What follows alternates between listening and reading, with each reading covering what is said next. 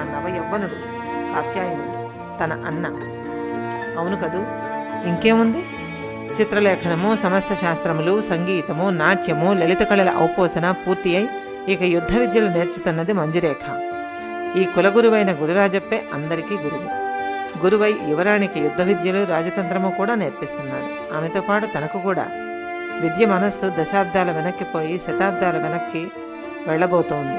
మనోఫలకం మీద దుమ్ము శుభ్రంగా తుడిచినట్టుగా గతకాలపు కథ సినిమాలా కనిపిస్తూ ఉంది. ఆమె మరుద్వతిగా జీవించిన ఆ గురురాజప్ప కూతురు.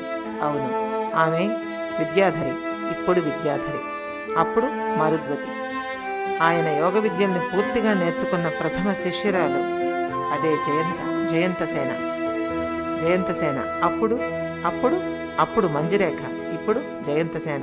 తాను అప్పుడు మరుద్వతి, ఇప్పుడు విద్యాధరి. గురురాజప్ప దగ్గర సమస్త విద్యల్ని